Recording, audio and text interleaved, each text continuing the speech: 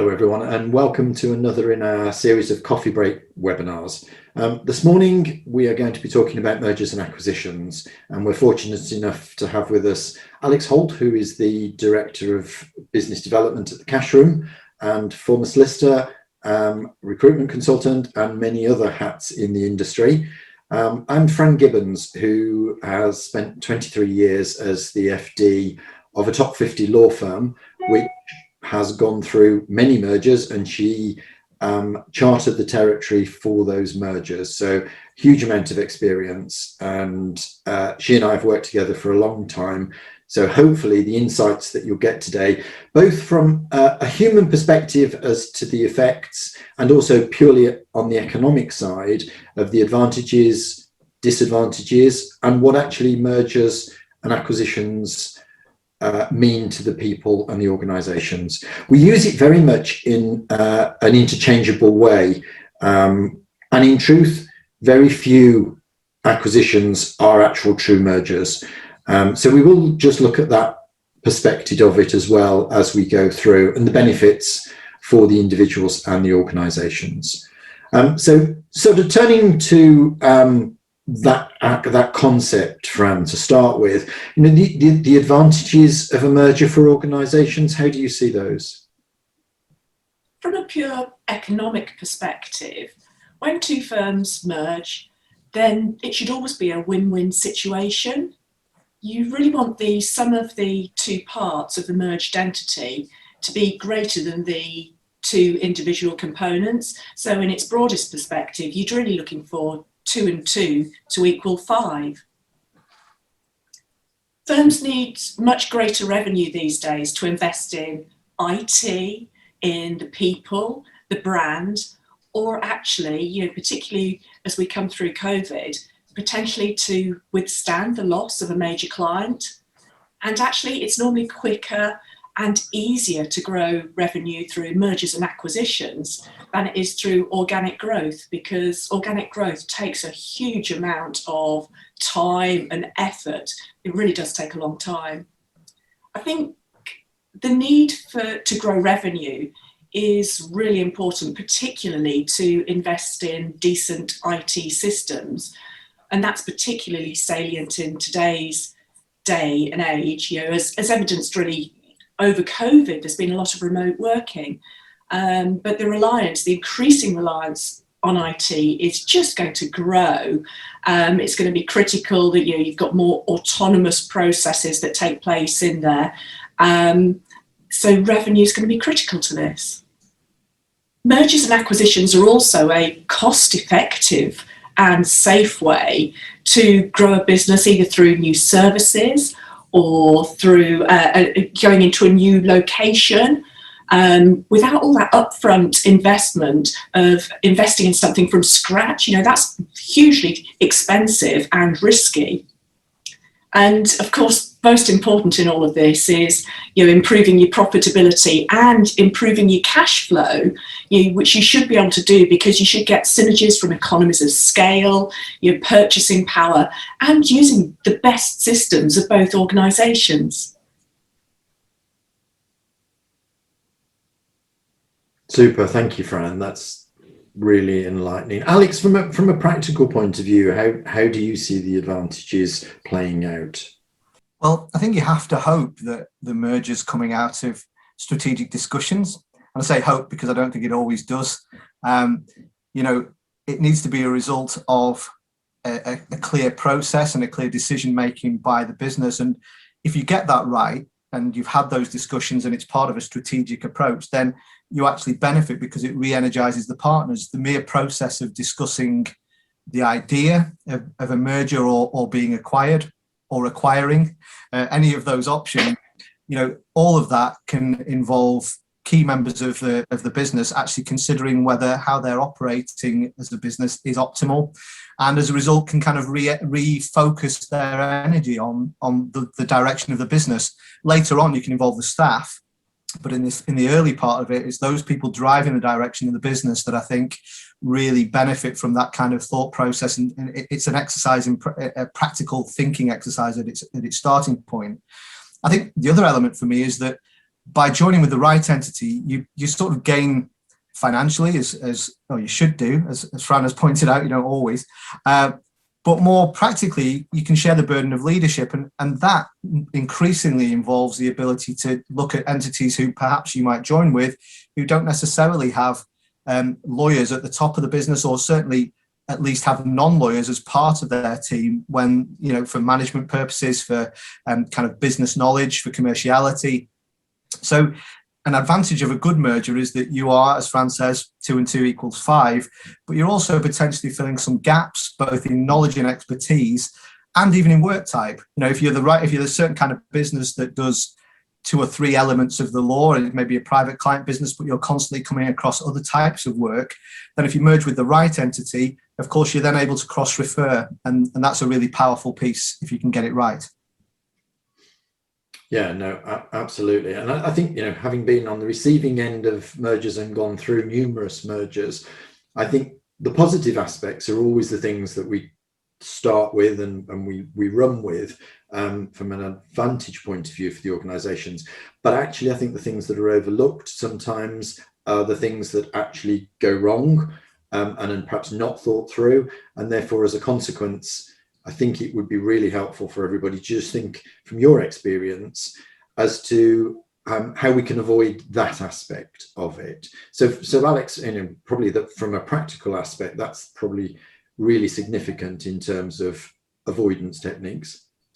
Absolutely. I mean, so both in what I do now, but also in my past as running a kind of executive search business, you see all those kind of things. And one of the key elements that often is, should we say, wrong, is the casual approach to finding a potential partner or a potential acquiree or acquirer or a merger partner.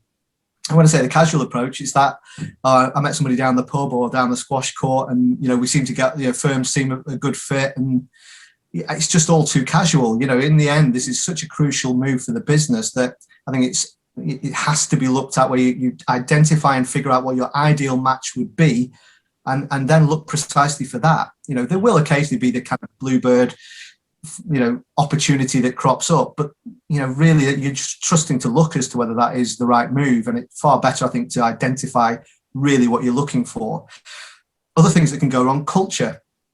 You don't want to bring together your lovely high street family firm that deals with people who wander in off the street and Mrs. Miggins' house purchase, and try and merge that when you're a 9-to-5 business who closes up for lunch with some kind of thrusting corporate boutique that works 15-hour days and expects that of all their people. It's just not going to work. You've got to look for a meeting of minds culturally, because otherwise it's sort of doomed to failure right from the beginning.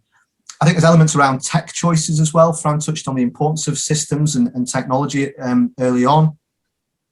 You've got to get those system choices right, because if you get it wrong, you're going to have data problems. And from a messaging perspective and a management perspective going forward, you want to bring those two entities together and then have one true source of data so that you can make those decisions going forward. We deal with a firm in London who is constantly acquisitional. And what they do is when they bring a firm in, they use our finance function support to get them onboarded onto their system, onto the one same system. So they're constantly bringing the new entities onto the same data pack. So it means that they're getting the MI that they need to run it.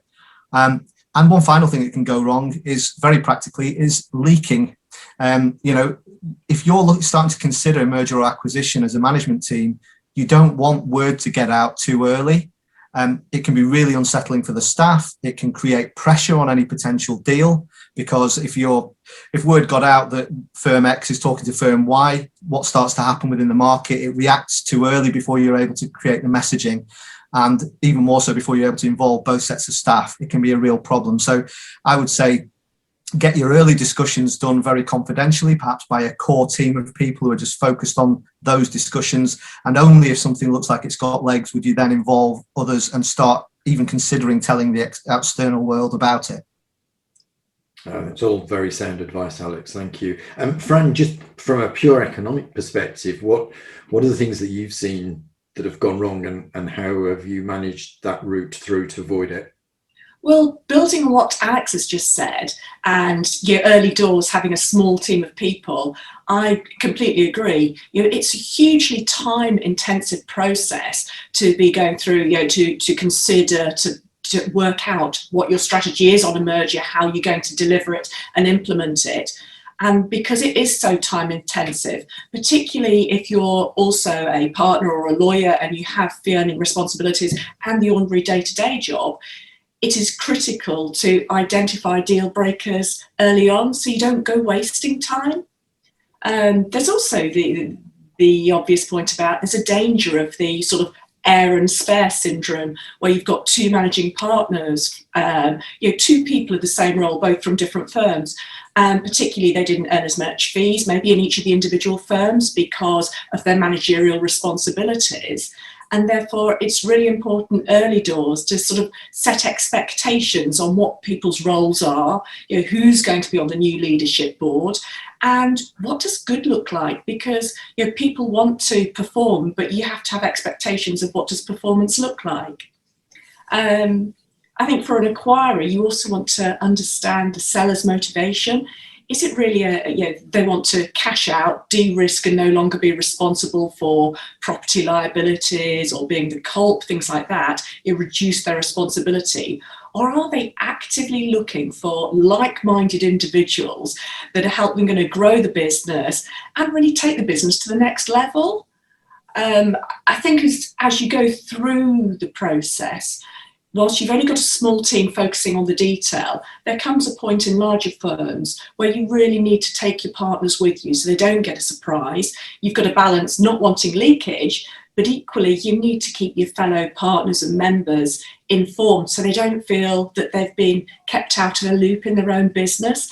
And particularly in those larger organisations, if it's got to be a vote of a whole partnership or a whole LLP, it's really important you take people on the journey, because what you don't want to do is waste a huge amount of time if you're never going to get it through that final vote.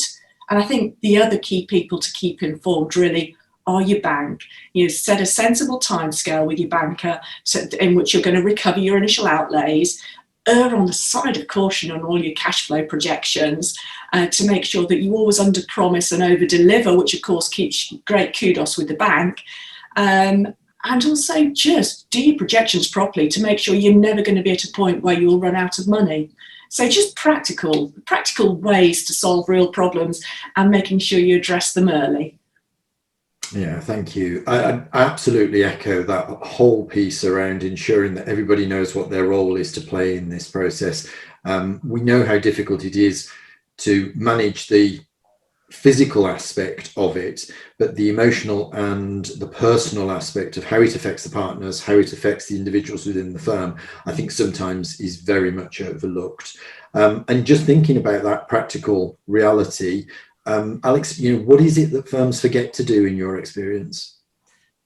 I think one of the first things they forget to do, really, I touched on it slightly earlier on, is decide whether they want a merger, which is actually really rare. As I think we all know, the idea of two firms being very, very similar in nature and size, and that's really rare. So therefore, deciding really whether they want to acquire or be acquired. It's quite a fundamental sort of decision and quite a fundamental way of thinking, because it will suit some to be acquired and some to acquire, and you need to have that discussion, get it on the table. So plan it in advance, because not everybody does. Look at the pros and cons, really treat it as an exercise in logic as well as in gut feel. Gut feel takes you only so far. And if you're looking at logic, then literally list pros and cons of any of the entities that you're talking about. Deal with the cons if you can, and if you can't, then that's a bit of a red flag. But actually start to build a story around the pros. Start to build a story that tells of the benefits of the merger or the acquisition, and that will then enable you to tell the market those benefits, but also tell your staff across both businesses. And key people are being taken with you. Then it's always a mantra, isn't it? With you on these things, you absolutely have to have a situation where the people that you want to retain, because people can be lost very easily in this kind of process, that they are part of the decision, part of the thinking, and they'll absolutely go with it then. I think another thing that's forgotten is Fran just touched on it slightly there, is creating a leader or a leadership team from the two entities that will actually drive the thing forward. I dealt with a merger many moons ago, which was two big firms of a very similar size and nature. And they just couldn't make decisions because it was like a gentleman's excuse me, because it was literally, well, you make the decision. No, you make the decision. And it just dragged on and on and on.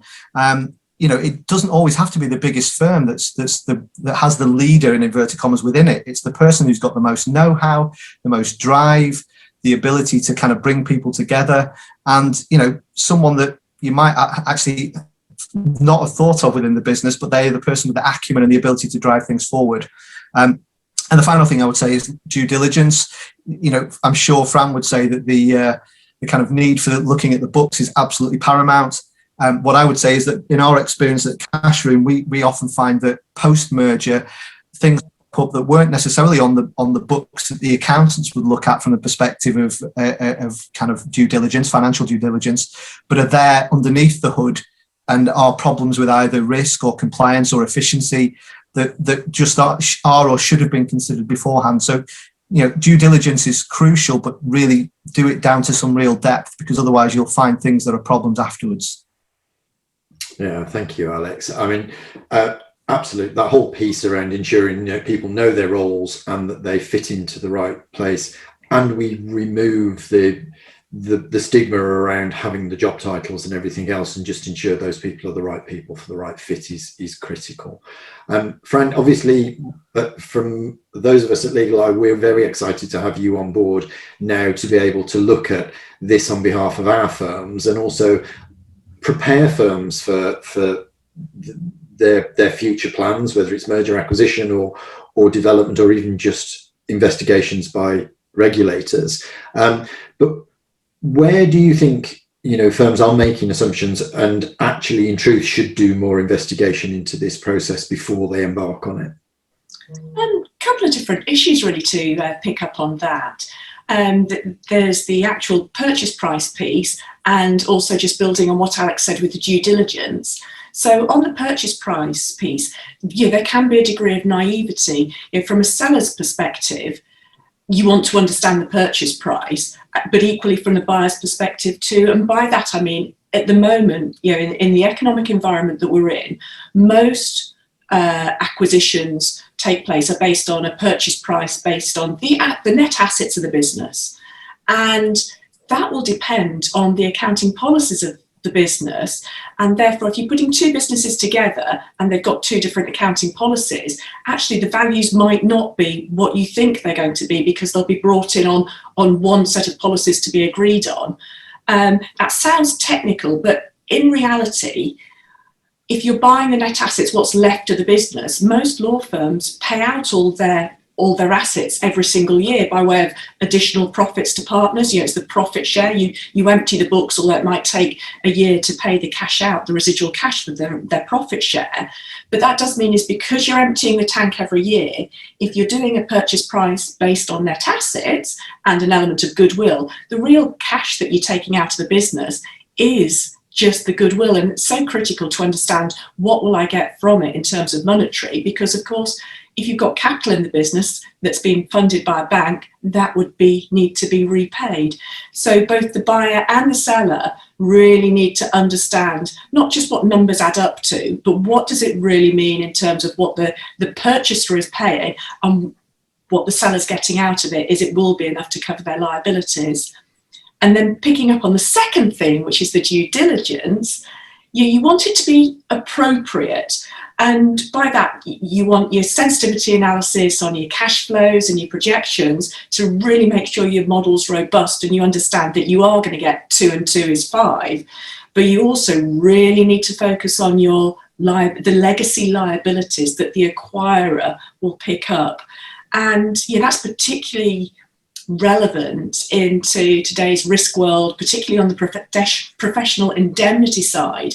That insurance market is hardening all the time. There are fewer insurers who are willing to to fund the indemnity, and therefore it's really important to understand what legacy liability as an acquirer you will be picking up, because that claims record of the acquired business is going to impact you for 10 years. And so it's really important you just consider that, and it's worth that extra in-depth look, particularly on the professional indemnity side. And I think, finally, and touched upon by Alex earlier on, you've got to have a plan for how and when you're going to integrate your systems, because you want everybody cross-working together, but also what it's going to cost to do the integration and how you're going to train everybody to make sure they can all work on the one system. So I think that those are the sort of 3 areas that are worth just doing a bit more investigation on them, because it's not only knowing the before situation, but it's impacting how it's going to affect you afterwards, going forwards.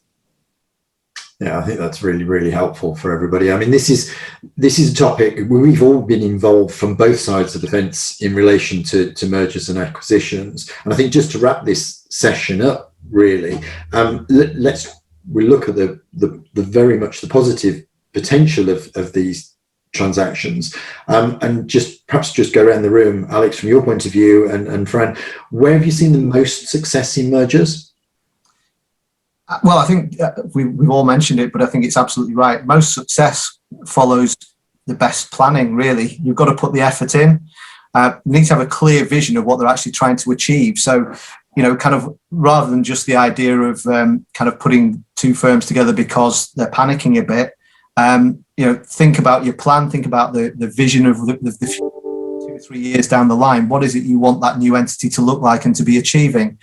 The adage, Fran and I discussed this yesterday, and she laughed because I said, well, the issue is that often a firm that's effectively a sinking ship ends up lashing itself to another sinking ship, and they hope that they'll both float. And that doesn't really work. It doesn't stack up. I think there's a pace to a good merger. I think from a success perspective, and looking back into my previous life as well, that certainly when we were brokering mergers and acquisitions, there's definitely momentum to them. There's a pace to it. There's an energy to it. I think if it drags on too long, then first of all, you have the danger of things leaking out. But secondly, people lose interest, lose focus. You use up so much time, as Fran touched on earlier on, which often in smaller firms is fee earning time. So, that's a problem right at the bottom line. As well as I mentioned before, if it does drag on and it leaks, then market rumours happen. There can be problems over kind of market reputation. So that momentum is key. If you find the right partner, then drive it, have the right people driving it. And part of that, I think, as well, is get the right advisors. So, have people like Fran involved and hopefully ourselves, but also, get the right legal advisors, get accountants involved who know their stuff. Really get the right people involved to make it happen. If you find the right person, don't hang about, get the right team on it and push it through. Absolutely right. Fran, from your point of view, from having worked for a long time in a firm that was acquiring lots of practices, what was your success stories? As you say, I've been a serial acquirer, if that's a term, and really what that did was, it was great. It was successful where we had like-minded partners and members who really wanted to work together and could see the benefits to be had from it. The growth that we did, it was an active strategy to protect us from recessions, the loss of a client, but more importantly, it gave us the revenue base for which to invest in IT, invest in our people to be able to reward them better, and the systems, the brand. And alongside that, delivering real improvements in profitability and enhancing the cash position all the time. With the exception of that the first 3 months after merger, where you've paid out some money, or an acquisition, you've paid some money out, etc., for the cost of acquisition and some of those merger costs. But after that, you're making it cash positive throughout, which is great, because that just adds to the strength of the business. And we've seen so many organisations that have suffered or gone bust, not so much in the legal world, but wider during COVID. There's been some dreadful fallout, and I'm sure there'll be more to come. Actually, it's a positive strategy to be able to improve your profitability, your cash position, to give you financial stability, which I know all the COFAs out there will love to hear. But it's to be able to invest in your business to make it successful for the long term. Absolutely. Yeah, no, I completely agree with all the comments. I mean, having both been acquired and also been an acquirer on numerous occasions, everything that you're saying, it echoes right. But I think a piece of advice I was given when I was running a firm that was acquired by a very wise partner in a practice, said to me that nothing that you have done before matters.